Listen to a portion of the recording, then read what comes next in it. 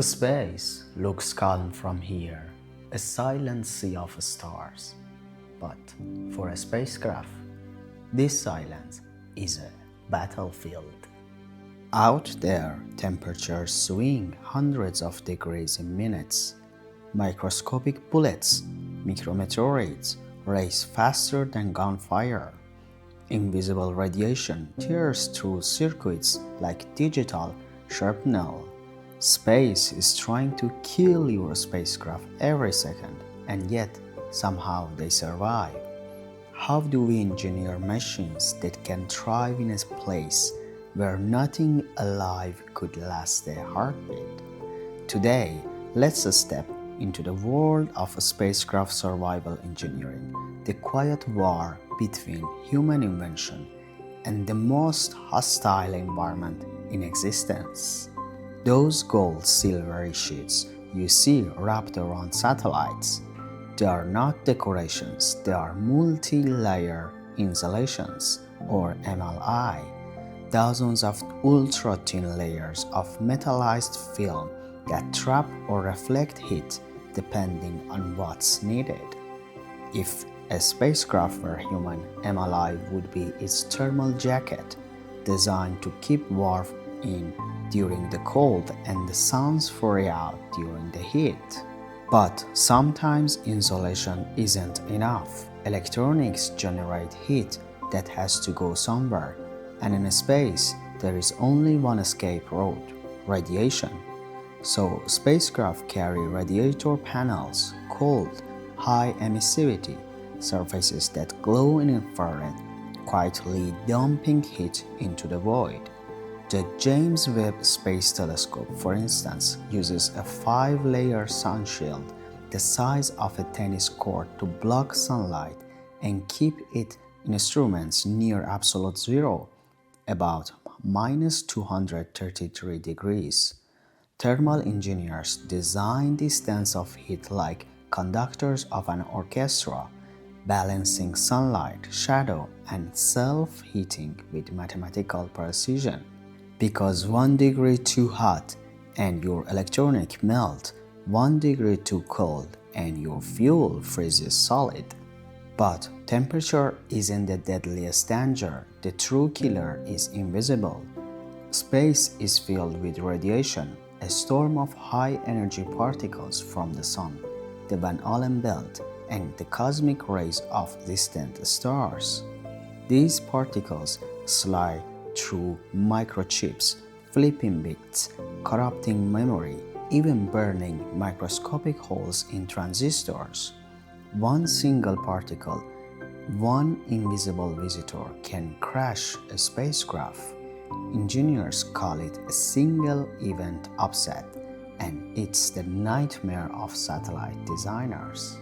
To survive, we build radiation-hardened electronics, chips made with larger transistors and thicker materials, less performance but far more endurance. We add shielding, layers of aluminum or composite to absorb particle energy. We build redundancy, duplicate systems that can take over in milliseconds if one fails. Spacecraft computers vote on decisions. If one disagrees, the other two overrule it. Democracy in orbit. Even then, the war never stops.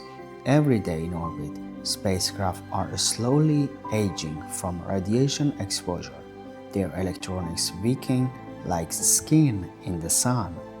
The engineer's goal is simple: make them live just long enough to finish their mission. For James Webb, that's 10 years. For Voyager, over 40 against all cosmic odds. In orbit, even dust is deadly. A grain of sand moving at 10 km per second has the kinetic energy of a rifle bullet. Every spacecraft, from the International Space Station to tiny CubeSats, lives in a bullet's storm of micrometeoroids and orbital debris. So engineers armor the spacecraft like knights. The most common defense is the Whipple shield, a thin bumper plate on the outside that vaporize incoming debris. The resulting plasma could spread out before it can pierce in the inner wall.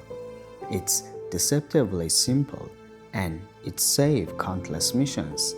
The ISS uses layered shields around its modules.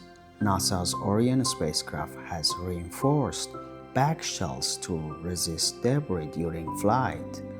But with the explosion of satellites and rocket fragments, the threat is growing.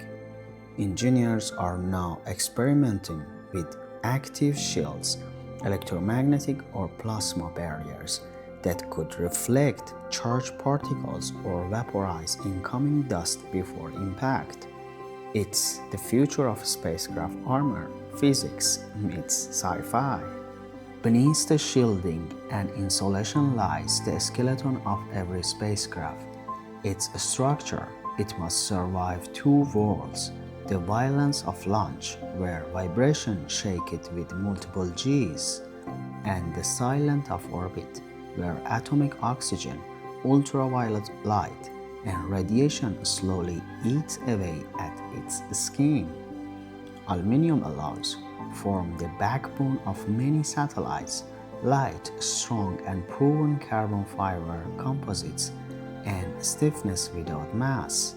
The surface is coated with special paints and material that reflect sunlight, resist atomic oxygen, and manage temperature.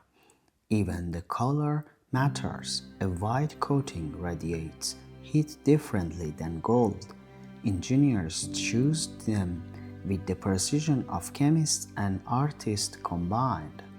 New research exploring smart materials, coatings that change their reflectivity depending on temperature, or self-healing composites that can recover from small micrometeoroid punctures. The spacecraft of tomorrow might not just survive the space, they might adapt to it. Every spacecraft is a message from Earth, a declaration that life, through engineering, can touch the impossible. From the icy moons of Jupiter to the orbit around Mars, our machines carry the fingerprints of every engineer who learned how to fight the void.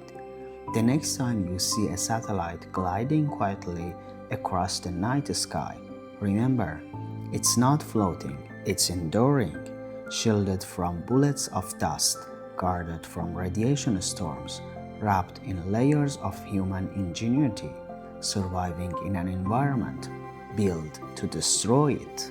That's the real miracle of a space exploration. Not just getting there, but staying there. Don't miss out. New videos drop every Sunday evening. Hit subscribe and ring the bell so you are the first to watch.